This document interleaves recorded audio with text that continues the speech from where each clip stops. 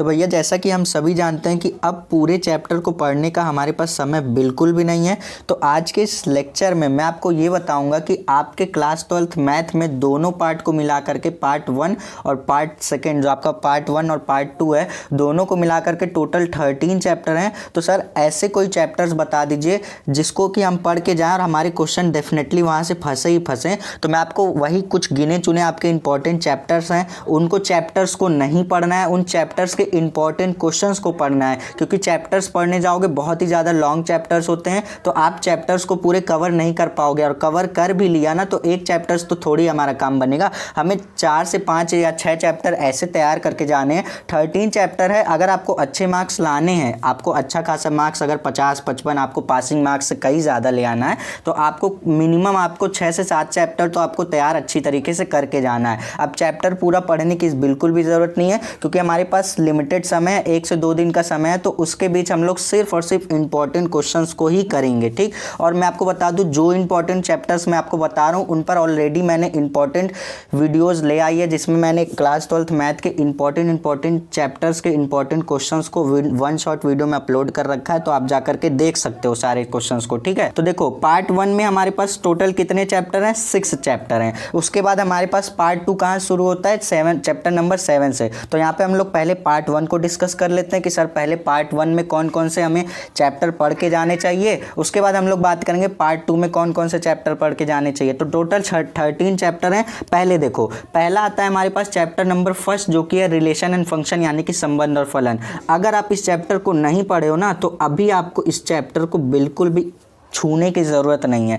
पढ़ लियो तो बहुत अच्छी बात है, रिवीजन कर लो, क्वेश्चंस की प्रैक्टिस कर लो, अच्छी बात है। लेकिन अभी तक आपने इसको टच नहीं किया है तो इसमें घुसना मत बेटा, अभी आप इसमें फंस जाओगे। रिलेशन एंड फंक्शन एक ऐसा चैप्टर है जिसमें 90% बच्चों को दिक्कत आती है, तो आपको भी आएगी ही आएगी, ठीक। बहुत ही ईजी चैप्टर है, लेकिन समझने की देरी रहती है, बस इसमें आपको समझना रहता है। तो अभी अगर आप इस चैप्टर को कभी भी पढ़े नहीं हो थोड़ा बहुत भी, तो आप इसको स्किप कर दो, बिल्कुल भी पढ़ने की ज़रूरत नहीं है। और बात करेंगे जब चैप्टर नंबर 2 की इनवर्स ट्रिग्नोमेट्री फंक्शन, जिसको हम लोग प्रतिलोम त्रिकोणमिति फलन कहते हैं, तो इस चैप्टर को तो बिल्कुल ना के बराबर है। तो इस चैप्टर को भी आप छोड़ ही दो, बिल्कुल भी पढ़ने की जरूरत नहीं है। तो कहने का मतलब ये कि सर चैप्टर नंबर 1 और चैप्टर नंबर 2 आपको पढ़ने की बिल्कुल भी जरूरत नहीं है, अगर आपने अभी तक नहीं पढ़ रखा है। मैं कह रहा हूं अगर आपने पढ़ लिया है तो आप इसकी रिवीजन कर लो और इसके कुछ क्वेश्चंस को प्रैक्टिस कर लो, जो कि आपके प्रीवियस ईयर में आए हुए क्वेश्चंस हैं। और सारे क्वेश्चंस मैं आपको करा ही देता हूं जो कि आपके प्रीवियस ईयर में पूछे जा चुके हैं। सो सारे क्वेश्चन मैं आपको करा देता हूं। अब बात करेंगे सर चैप्टर नंबर 3 जो कि है हमारा मैट्रिक्स यानी कि आव्यूह, और चैप्टर नंबर 4 जो कि हमारा डिटरमिनेंट यानी कि सारणिक।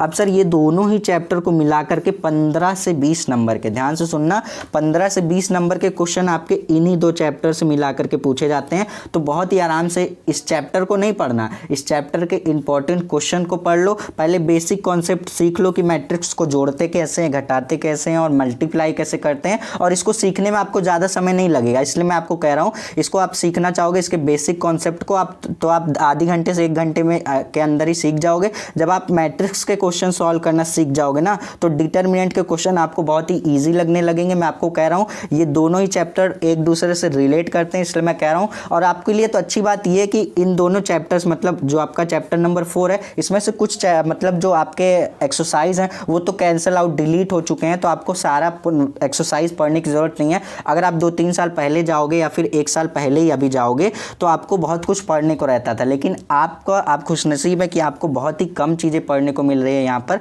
तो आपके पास लिमिटेड समय और आपको पढ़ना भी कम है, तो आप आराम से चीज़ों को पढ़ सकते हो। अब बात करेंगे, हमारे पास आता है कैलकुलस, जिसको हम लोग कहते हैं कलन। तो पहले बात करेंगे चैप्टर नंबर 5 और चैप्टर नंबर 6 की। तो चैप्टर नंबर 5 में हमारे पास सीधा सीधा अगर कहें तो ये है अवकलन। अवकलन यानी कि सत्यातता अवकलनीयता का मतलब अवकलन चैप्टर ही है आपका, जिसमें आपका कंटिन्यूटी एंड डिफरेंशियबिलिटी है। तो बात करेंगे सर इसमें भी, ये देखो अच्छा खासा लंबा चौड़ा चैप्टर है आपका। देखो अगर 2 चैप्टर की बात करेंगे, चैप्टर नंबर 5 हो गया और चैप्टर नंबर 7, ये अपने आप में एक बहुत बड़ा चैप्टर है दोनों। सबसे बड़ा चैप्टर आपके पूरे मैथ का सबसे बड़ा चैप्टर नंबर 7 है, उसके बाद चैप्टर नंबर 5 है। तो दोनों ही लॉन्ग चैप्टर हैं। चैप्टर पढ़ने के पीछे अगर भागोगे तो चैप्टर ही पढ़ते रह जाओगे, आपसे क्वेश्चंस नहीं सॉल्व होंगे। अगर बाई चांस आपने चैप्टर पूरे कवर कर भी लिया एग्जाम आते आते, तो आपको एक चैप्टर के नंबर थोड़ी मिलेंगे, आपको सारे चैप्टर को ध्यान देना है। तो चैप्टर को ध्यान देना, उसके इंपॉर्टेंट क्वेश्चंस को करने हैं, ना कि हमें चैप्टर को पूरा ही तैयार करके जाना है। तो चैप्टर के सिर्फ इंपॉर्टेंट क्वेश्चन पर हमें ध्यान देना है।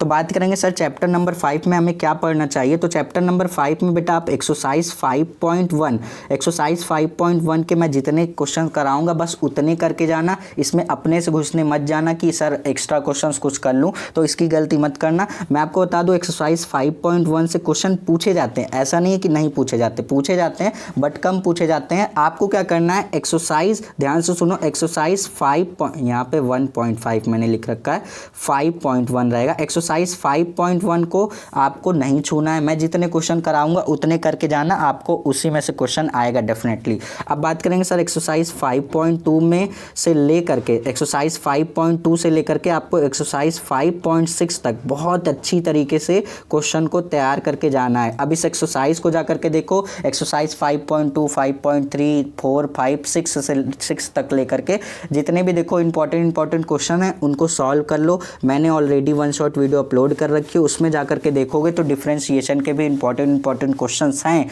तो आप उसको भी जाकर के तैयार कर सकते हो। तो यहाँ से आपको चैप्टर नंबर 5 से क्या करना है, चैप्टर नंबर 5 से एक्सरसाइज 5.2 से लेकर के 5.6 तक बहुत अच्छी पकड़ बना करके चलनी है। हाँ, इसके सारे क्वेश्चन हमें अच्छी तरीके से आने चाहिए, ठीक। उसके बाद बात करेंगे अवकलन के अनुप्रयोग, जिसको हम लोग कहते हैं chapter number 6 application of derivatives. इसको कैसे करेंगे सर, इस चैप्टर में भी आपको कुछ नहीं करना है। इस चैप्टर के आप 1 से 2 एक्सरसाइज को पढ़ के बस इसका बेस बना करके जाना कि किस तरीके से क्वेश्चन को अटेम्प्ट करते हैं, बस उतना सीख करके जाना। इस चैप्टर से आपके बहुत ज़्यादा हाई लेवल के क्वेश्चंस नहीं पूछे जाते, आप इजीली कर ले जाओगे। लेकिन अगर थोड़ा बहुत पढ़े रहोगे तब, अगर आपने इसको टच ही नहीं किया है बिल्कुल, तो आप क्वेश्चन को भी टच नहीं कर पाओगे इसके, ठीक। तो इस चैप्टर के सिर्फ इंपॉर्टेंट क्वेश्चन को आपको प्रैक्टिस करके जाना ही जाना है। अगर मैं बात करूँ, अगर आप चाहते हैं कि सिर्फ और सिर्फ मैथ में कैसे भी नैया डाक जाए, हमारी पार हो जाए, तो आपको क्या करना है, सिर्फ और सिर्फ कलन, जिसको हम लोग कहते हैं कैलकुलस, कलन की बात करेंगे, जिसमें आपका आ जाता है चैप्टर नंबर 5, 6, 7, 8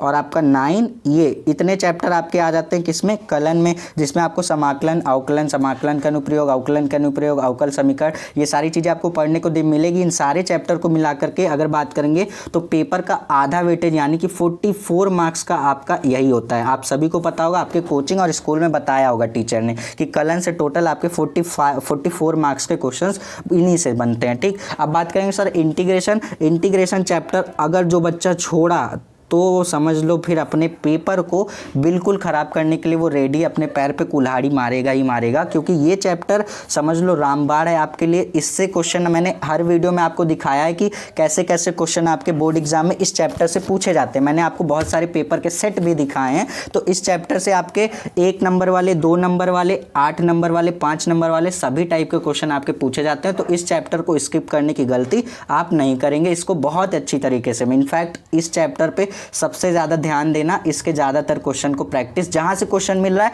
बस प्रैक्टिस करते जाओ। हाँ, इतना कॉन्फिडेंट रखना जितना पढ़ के जा रहा हूँ उसी में से आएगा, ज़्यादा यहाँ वहाँ चक्कर बकर करने की ज़रूरत नहीं है, ठीक। तो यहाँ से इस चैप्टर को आप अच्छी तरीके से ज़रूर तैयार कर लेना। मैं इस पर इसलिए फोकस कर रहा हूँ क्योंकि यहाँ से हमेशा क्वेश्चन पूछे जाते हैं और इस बार भी पूछा ही पूछा जाएगा। अब आप आओगे चैप्टर नंबर 8 में, तो चैप्टर नंबर 8 भी आपको कुछ इसी तरीके से तैयार करना है। हाँ, बट आपको इस पर इतना ज़्यादा ध्यान देने की ज़रूरत नहीं है, आपको इसका बेसिक नॉलेज होना चाहिए कि क्वेश्चन कैसे करते हैं। अगर आप इसके 1-2 एक्सरसाइज भी पढ़ के जाओगे तो मोर देन इनफ है, उससे ज़्यादा नहीं पूछा जाएगा। अब आप आओगे चैप्टर नंबर 9 में भी कुछ इसी तरीके का करना है। चैप्टर नंबर 10 की बात करेंगे, तो यहाँ से अगर बात करें कौन कौन सा चैप्टर हमें नहीं पढ़ना है, जो कि छोड़ देना है, तो देखो चैप्टर नंबर आप चाहोगे 12 तो छोड़ सकते हो। अगर आप अभी तक नहीं पढ़े हो तो छोड़ सकते हो, क्योंकि इसमें ग्राफ वगैरह प्लॉट करना रहता है हमें, तो इसको समझने में आपको थोड़ा प्रॉपर तरीके से टाइम होना चाहिए। बट हमारे पास टाइम नहीं है और इससे क्वेश्चन पूछे जाते हैं, बट उतना नहीं पूछे जाते। जो चैप्टर बता रहा हूँ उससे ज़्यादातर क्वेश्चन पूछे जाते हैं, तो पहले आप उसको तैयार कर लो। टाइम बचेगा आपके पास, देखो कि हाँ टाइम बच गया, मेरे सारे चैप्टर तैयार हो चुके हैं, देन आप इन सभी चैप्टर पे जाओ जो मैं आपको छोड़ने को कह रहा हूँ, ठीक। तो आप लीनियर प्रोग्रामिंग यानी कि रैखिक प्रोग्रामर, आपको ये चैप्टर छोड़ देना है अगर आपने अभी तक इसको टच नहीं किया है। तो प्रायिकता की बात करेंगे सर, प्रायिकता तो बिल्कुल छोड़ने की गलती मत कीजिएगा, और इससे भी आपके बोर्ड एग्जाम में क्वेश्चन पूछे जाते हैं, ऐसा नहीं कि नहीं पूछा जाता, पूछे जाते हैं। 5 मार्क्स में पूछे जाते हैं, आपके 2 मार्क्स में पूछे जाते हैं, 1 मार्क्स में पूछे जाते हैं। तो अच्छा चैप्टर मैं इसको भी कहूँगा, तो इसको भी आप तैयार कर लेना। बात करेंगे सर मिला जुला कर कितने चैप्टर हम तैयार कर लें जो अच्छे मार्क्स स्कोर कर ले जाएंगे। अच्छे मार्क्स का मतलब अगर मैं कहूँ आपको, अगर आपको 70, 75 या फिर 80 नंबर ले आना है तो मैं आपको बता दे रहा हूँ, ये 2 चैप्टर हो गए और आपके कलन हो गया, कलन में 5 चैप्टर, 7 चैप्टर हो गए और यहाँ से आपको 8 चैप्टर, ये आपके प्रायिकता वाला कलन पूरा आपको तैयार करना है। कलन में कौन कौन सा सर, अवकल समीकरण, समाकलन के अनुप्रयोग, समाकलन हो गया, अवकलन के अनुप्रयोग हो गया और अवकलन हो गया, यानी कि सत्यातता एवं अवकलनीयता। टोटल 5 चैप्टर ये हो गए और ये 2 चैप्टर हो गए आपके 7 चैप्टर और ये आपके कितने हो गए 8 चैप्टर। 13 चैप्टर में से अगर आपने 8 चैप्टर को अच्छी तरीके से तैयार कर लिया तो मैं कहता हूँ आपके 70-75 नंबर आपके यहीं से आएंगे, आप आराम से स्कोर कर सकते हो। ठीक, सो आई होप कि आपको सारी चीज़ें समझ में आ गई होंगी। कोई भी चैप्टर में कोई भी डाउट है तो आप कमेंट सेक्शन में कमेंट करो, मैं आपके सारे कमेंट पढ़ लेता हूँ और आपको रिप्लाई भी कर देता हूँ। ठीक, तो यहाँ से आपको इतने ही चैप्टर अगर आप तैयार करके जाओगे तो बहुत अच्छी तरीके से आप अपने मार्क्स को स्कोर कर ले जाओगे। अगर आपने सारे चैप्टर्स को पढ़ लिया तो बहुत अच्छी बात है। अब आपके पास समय है कि आप ज़्यादा से ज़्यादा क्वेश्चंस की प्रैक्टिस ही करिए और ज़्यादा चैप्टर्स को पढ़ने की ज़रूरत नहीं है। देखो बहुत सारे बच्चे ये करते हैं, सोचते हैं कि मेरा 100% सिलेबस नहीं कंप्लीट है। सिलेबस कंप्लीट करने से आपका मार्क्स थोड़ी आएगा। सो मेरी ये बात आप हमेशा याद रखना कि 100% सिलेबस पढ़ के जाने से कुछ नहीं होता, क्वेश्चन की प्रैक्टिस करके जाने से हमारे मार्क्स बनते हैं और हमारी क्वेश्चन पे पकड़ होनी चाहिए। आप पूरा चैप्टर पढ़ के ही क्या करोगे जब आप उसके क्वेश्चन ही नहीं सॉल्व कर पाओगे। तो क्वेश्चन सॉल्व करने आना चाहिए, हर क्वेश्चन की अप्रोच पता होना चाहिए, उसमें यूज होने वाले फॉर्मूले पता होना चाहिए। तो नेक्स्ट लेक्चर में हम लोग कुछ सेलेक्टेड फॉर्मूलाज हैं जो कि हम लोग के लिए बहुत ज़्यादा इंपॉर्टेंट है, वो सारे फॉर्मूले को हम लोग उस वीडियो में डिस्कस करेंगे। चलिए अब मिलेंगे नेक्स्ट वीडियो में, तब तक के लिए पढ़ते रहिए। All the best.